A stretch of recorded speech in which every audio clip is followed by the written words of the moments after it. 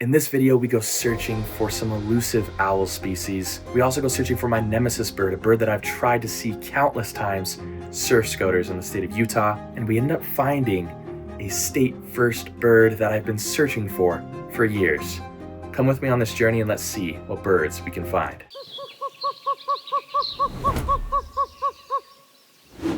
What's up everybody, back with another video today. We have a fun one today. We're actually out looking for several species of owl. Pygmy owl is number one on our list, and that's what we're doing right now. We're up here in Utah County.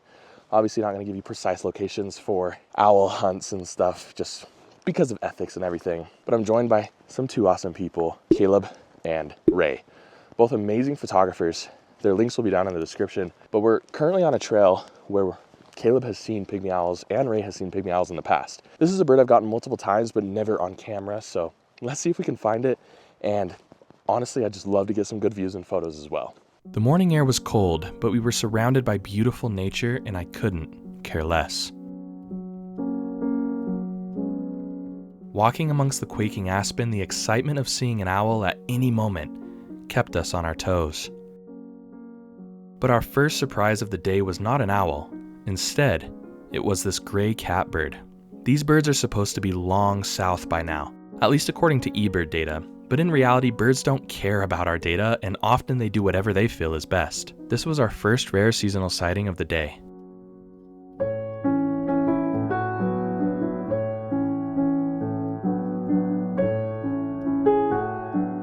A familiar high-pitched mouse-like call pierced the air around us, revealing this rufous-colored song sparrow.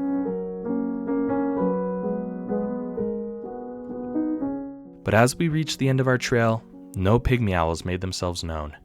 We decided to try our luck on the road. We hear a pygmy owl right now, so we're walking down here to see if we can find it, but I gotta be quiet so I don't scare it away. I'll keep you guys updated. Let's see if we can find this bird. So false alarm on the pygmy owl. It was actually a Townsend solitaire, and if you listen to a Townsend solitaire call, it's very similar. They have a little whistle, but it's slower than the pygmy owl. I don't know, that's too bad. We know it was a Townsend solitaire because Caleb spotted it right after we said pygmy. So we're gonna walk a little bit more of this stretch and see if there's any pygmies to end this stretch, and then we're gonna go look for another species of owl, the Western Screech-Owl, and we have a mid-tier chance of finding those as well. So stay tuned. Let's see what birds we can find. A wild turkey scrambled off the road in front of us, partially obscured by tall grass and a hill. As the day continued on, it was clear that my quest to find a pygmy owl had once again failed.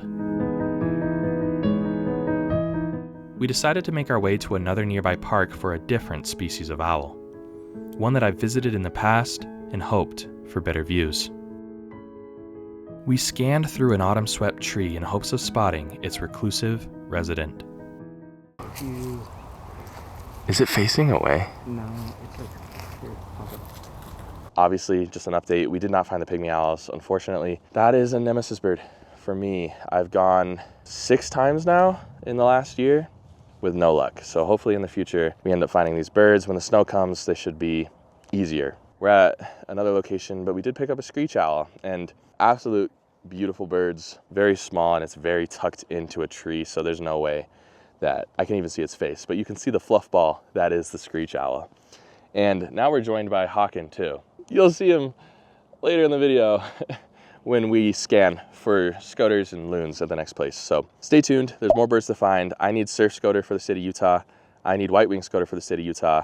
And I would just love to see loons in general. So let's go there and let's see if we can find these birds. Now we're at Utah Lake and we are out here looking for scoters and loons and just anything spicy. Unfortunately, we haven't seen any of those things, and we're also getting attacked by wasps this whole walk. Let's see if we can pick up any of these birds, and I'm a little bit optimistic because we're not to the end of the jetty yet, and then Hawken has his scope, good old Hawk on the lens. So let's see if we can find those birds. That's a really white looking gull.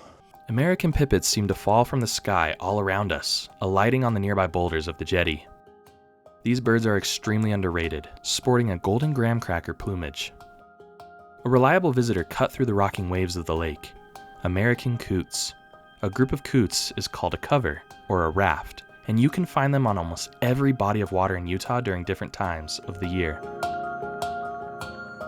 We even got to see one flying, which is not as common as you might think. Another bird sliced through the air on the horizon, revealing a double-crested cormorant. The lake was full of life, and we hoped that at any moment Hawken would call out a scoter or a loon for us to take a look at through the scope. Unfortunately, that moment was just out of reach again, adding another blow to my quest to find a state nemesis bird. A nemesis bird is a bird that I've tried to see on countless occasions, but failed. Interesting development. I just got stung by a wasp and they were attacking us the whole time. So we're hightailing it out of here. We're just gonna go check one more spot and then I'll keep you updated. Yeah, that wasn't ideal. My hand hurt like crazy, and to make things worse, the wasps would not stop attacking us. This great-tailed grackle seemed to hear our complaints though, and gave us amazing views of its iridescent feathers. Another unexpected late migrant was this black-bellied plover on a distant shore. This added another seasonal rarity to our list for the day. We observed a red-tailed hawk for some time, surveying its surroundings from a man-made perch. This one is a young hawk, as it doesn't have its red tail yet, and instead it has horizontal striping. It was clear that we were not going to be able to see our scoters this trip, and it was time to wrap things up. So that's gonna do it for today. Unfortunately, not as much luck as we'd hoped to have in searching for owls. Make sure you go give these wonderful creators a follow. We have Birds of Ray on Instagram, does some incredible owl photos primarily, but other stuff as well. We have Caleb, who does just bird photography in general, and then Hawken the Lens. Hawken, you know Hawken obviously. But I will see you guys in just a second. Don't go anywhere because there's a part 2 to this video. I think that might be a common Lynn. Today we're at Hiram Reservoir State Park, just for a little bit. Today is my birthday, and so we're doing some birthday birding, and I came out here to try to find a Utah nemesis bird. This would be new for Cache County and new for the state, obviously. So we're out here scanning the surrounding reservoir to see if we can find this bird. We've looked for this bird countless numbers of times before, the Pacific loon. I got this lifer in Oregon earlier this year, but I still have never seen it in my state. If we could get it for both county and state, that would be incredible. Let's see what birds we can find out here. All right, so far we've been scanning the area. We've seen some common loons. They'll have these big, massive bills on them. And then we've also seen a bald eagle flying by. That was really, really cool to see. Unfortunately, it was kind of heading away from us. And we also saw an osprey as well. You know, ospreys are constantly bombarded by bald eagles because bald eagles are a little bit lazy. They don't like to hunt for their own food. So the osprey will get bombarded by the bald eagle, who will try to steal its fish, which I've seen at this place several times already this year. We're gonna continue to scan and hope, crossing our fingers, we find this Pacific loon. Common loons seemed to fill the water around me. Without a scope, I wasn't optimistic I would be able to pick out a Pacific loon amongst them. Every loon that popped out of the water seemed to have a massive bill, a trait that Pacific loons do not share with their cousins. And then, one closer to shore, looked a little bit different. We had found our target.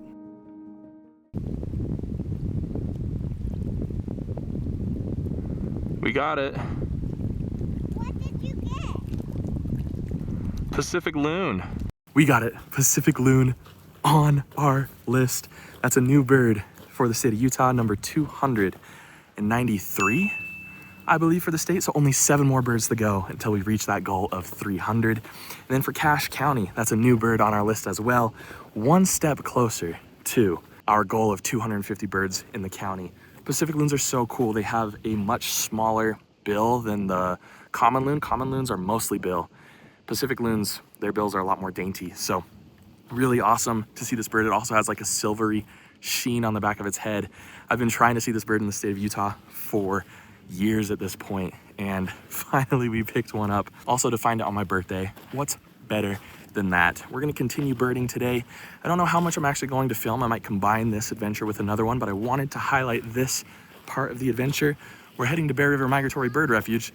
Let's see if we can find anything. Because it was my birthday and I was spending it with family, I didn't feel too much like vlogging. Little did I know I had one more surprise waiting for me at the bird refuge. A group of sandpipers flew in, and after a bit of deliberation, I realized that these were my camera lifer pectoral sandpipers, a new bird featured on the channel, and one I've been trying to get good views of for a very long time. Zooming in slightly, you can see their upright posture, darker breast patches, and a slightly drooped bill.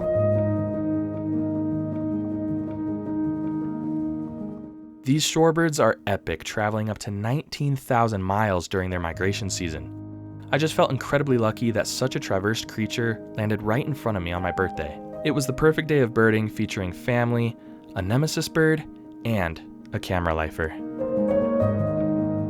Thanks so much everybody for watching this video. I was super happy to pick up the Pacific loon, obviously, and we'll get those scoters and pygmy owls someday. If you'd like to support the channel, links to my merch and the membership program are in the description below. Thank you so much for joining me on this journey. I hope to see you all next time on Proud Ed Birding.